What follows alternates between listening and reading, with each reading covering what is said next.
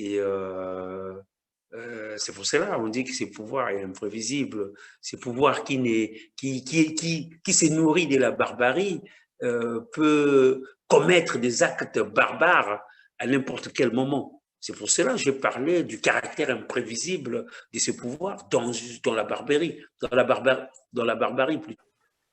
Un spectacle de délabrement. J'étais il y a 3 ans de cela. Je voudrais parler de l'homme, des gens que vous voyez dans la rue. Comment vous les trouvez? Peu rassurants? J'ai trouvé les Congolais très tristes quand même. Ça, c'est la première des choses. J'ai trouvé des gens qui étaient comme dans une prison à ciel ouvert.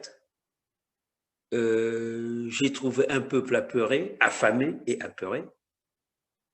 Et un peuple qui souffre beaucoup. Déjà, quand on arrive à l'aéroport de Maya-Maya, quand on voit les gens qui y travaillent et qui font la politique de la main tendue, qui font la mendicité pratiquement, alors que c'est des commis de l'État, cela nous donne déjà l'image de la souffrance des Congolais. Voilà. Les gens sont jeunes hein, à l'aéroport. Dans les administrations comme telles, notamment je parle à l'aéroport. À l'aéroport, quand on arrive à l'aéroport, quand on rentre ou quand on sort. Oui. La police qui est censée garder les frontières, cette même police se transforme en mendiant. Ils vous demandent, tu vas me laisser 5 000, tu vas me laisser 10 000, tu rentres, tu viens de France, il faut me donner ça, ça, ça. Et ça se voit Maya-Maya. Voilà. Et rien que ça nous donne l'image de ce qui nous attend dans Brazzaville. Et il n'y avait que ça. On a l'impression que toute notre population est devenue mondiale. Et quand vous les voyez là dans ces bureaux de l'aéroport, donnent-ils l'impression des gens qui sont là, ne sont là plus que pour assurer des affaires courantes ou s'attendent à éventuellement un changement? Je voudrais dire des gens qui n'ont plus. Il y a des gens qui attendent éventuellement un changement, des gens qui ne croient plus au Congo. La preuve, c'est des commis de l'État, mais ils passent leur temps à faire de la mendicité. Oui, ça pousse à réfléchir parce que c'est pas cette image-là qu'on s'attend d'un pays. On a tendance à beaucoup voyager. J'ai été dans beaucoup d'autres pays, même dans des pays africains. Quand tu arrives à l'aéroport, tu ne verrais pas des gens demander, même des policiers demander de l'argent. Mais quand on arrive à Brazzaville, c'est comme si c'était une religion, quoi. C'est-à-dire que demander 5 000, demander 10 000, demander... Vous voyez même des gens qui vous disent, ah, j'ai vu des gens qui ont voyagé avec moi, qui disent, ah, votre test Covid a dépassé 72 heures, si vous ne laissez pas 30 €, eh bien, vous passez pas 20 000, vous passez pas. Et c'était ça. D'autres profitent même du Covid-19 pour racketter encore les voyageurs. Il n'y a rien qui est tracé aux normes, c'est l'anarchie la plus totale. C'est ce que je constatais en arrivant à Maya-Maya quand même. Donc, moi, je vous dis sincèrement, voulez-vous donc je dis à tous nos compatriotes, je crois en l'unité nationale. Je ne crois pas à ce Congo d'apartheid ethnique que le génocidaire Denis Sassou Nguesso est en train de nous vendre. Et voilà, je crois au Congo de l'unité nationale. Et l'unité nationale, nous pouvons aussi la sauvegarder dans le fédéralisme demain.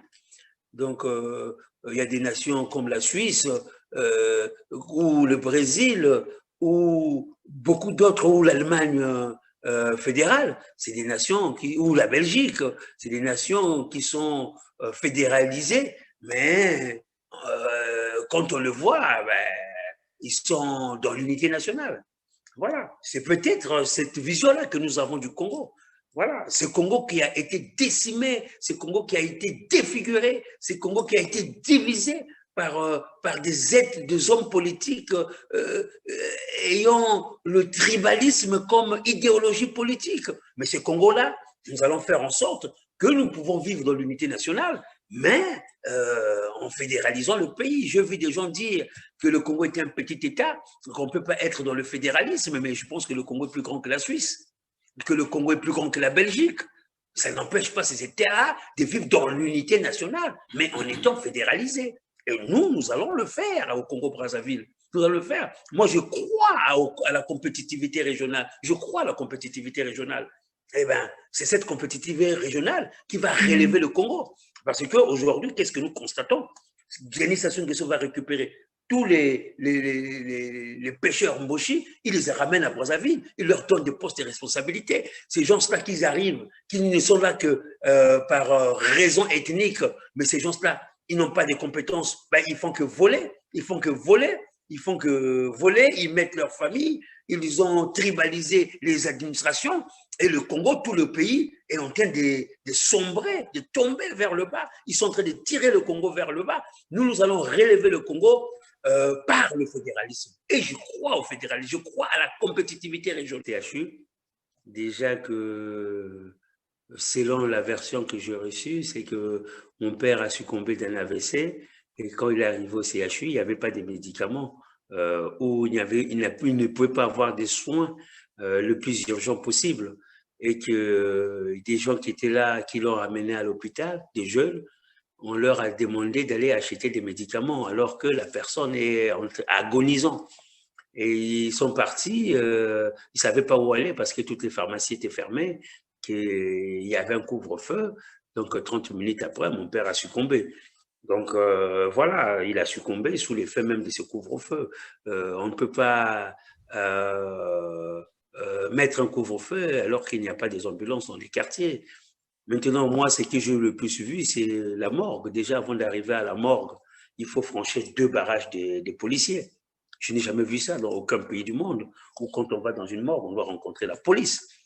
Donc, le premier barrage des policiers va vous dire qu'il faut être 5 pour rentrer à la morgue. Nous sommes rentrés à la morgue, on est arrivé, on a franchi 2 barrages des policiers pour arriver à la morgue. Bon. Allez-y. Oui, sur le terrain, j'ai vu des corps par terre. J'ai vu le corps de mon père dégénérer dans la mesure où il n'y a pas d'électricité. Il n'y a même pas de groupes électrogènes à la morgue de Brazzaville. Donc le corps ne peut plus être conservé comme dans le temps ou comme cela s'est fait dans plusieurs pays. Donc on retrouve des corps qui se dégénèrent, on retrouve des corps qui traînent avec même des asticots parce que personne ne vient les chercher. Voilà. Et à la morgue, il y a 2 morgues. Il y a la morgue VIP et la morgue de tout le monde. Et la morgue de tout le monde, tu piétines le corps. Hein, tu enjambe les corps. Voilà. Même le corps à la morgue VIP, là où était mon père, vous voyez le corps en train de pourrir. Vous devez nettoyer le corps 1 semaine après, le corps en train de pourrir. On vous dit que non, il y a eu un problème d'électricité.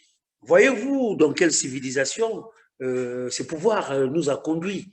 Voilà. J'ai vu des femmes enceintes, à la morgue, on m'en a montré 3 femmes enceintes qui ont été transférées à la morgue le matin même parce qu'elles ont succombé la nuit du couvre-feu, elles ont succombé lors de l'accouchement.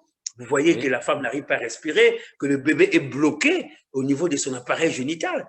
Ça m'a traumatisé. Je me suis dit, mais je suis dans quel pays? Je suis dans quelle civilisation? Qu'est-ce que ce pouvoir veut au Congo et aux Congolais? Voilà, je me suis senti, franchement, humainement, je me suis dit, mais ces gens-là n'ont pas de temps. On tue des gens pour aller vendre des organes. Et qui fait ça? Et le gouvernement ne fait absolument rien. Il y a des phénomènes qui se passent, j'appelle moi des phénomènes d'aliénation humaine qui se passent à Brazzaville. Et l'État laisse faire. C'est pour cela que je me dis que le Congo est un non-État. Si un gouvernement n'arrive pas à gérer des problèmes aussi graves que cela veut dire que ce gouvernement ne sert absolument à rien. En tout cas, on a appauvri le Congolais, tuer le Congolais. Diaf, à ce sujet, on n'a jamais entendu parler d'arrestation des gens traqués à la justice pour cannibalisme. Vous savez, monsieur Lewis, vente d'organes. Monsieur Lewis, il y a eu le phénomène Katakata à Ouesso, où les pauvres femmes qui allaient au champ se faisaient tuer. Et ces gens-là récupéraient l'appareil génitaux de ces femmes-là Parce qu'apparemment, ces gens-là, les gens au pouvoir, quand ils mangent l'appareil génital des femmes, des appareils génitaux des femmes, ils deviennent de plus en plus forts, puisque c'est la femme qui donne la vie, ils doivent manger ça, préparer et manger ça dans un bouillon.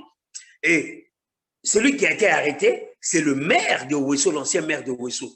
Je ne sais pas comment est-ce qu'on l'appelle, mais ce maire a été arrêté par complaisance et libéré une semaine après. Ça se passe quand? En quelle année? En quelle année? Mais le phénomène kata, mais ça s'évite toujours. Ça s'évite toujours. C'était dans les années, c'était même en 2015, 2014, que ce maire était en train de sévir. Il a même été arrêté, interpellé parce que la population l'a attrapé en train de manger les appareils génitaux des femmes. On l'a attrapé, qui récupérait ses appareils génitaux, l'a mené à Brazzaville pour faire des pratiques avec les gens du pouvoir, en complicité avec les gens de ce pouvoir. Alors, c'est quoi cette civilisation-là? C'est ce que j'appelle, moi, que notre pays est devenu une civilisation de la mort et que nous devons prendre conscience de ça. Il y a des phénomènes, kata, les ventes d'organes, les mindoulas. Jusqu'à présent, nous parlons toujours de ça. C'est qu'il y a complicité avec les hommes du pouvoir. Parce qu'un vrai pouvoir, un vrai État, quand il y a des phénomènes comme ça, l'État prend ses dispositions. Aujourd'hui, on voit des policiers à la morgue, des barrages de policiers à la morgue, mais quand on arrive au cimetière, là où se passe beaucoup de choses, il n'y a pas de policiers, il n'y a pas l'armée pour sécuriser nos cimetières, qui sont devenus l'endroit même où on vient récupérer les morts, on vend les cercueils, on récupère les habits, on les nettoie, on va les vendre au marché, et après on récupère la personne, on vend ses organes, ou voilà. Mais cet état-là, ça fait longtemps qu'on en parle, mais il faut bien que ça s'arrête un jour. Sinon, arrêtons de faire la politique et disons qu'on ne fait pas de la politique. On est là pour assassiner des gens, pour détruire un pays. Voilà. C'est pour cela, moi, je suis contre ce pouvoir, parce que les mêmes choses qui reviennent toujours. Voilà. Le phénomène kata, ça continue. Les ventes d'organes, ça continue. Les minjours, là, ça continue. Mais c'est quoi cet état-là?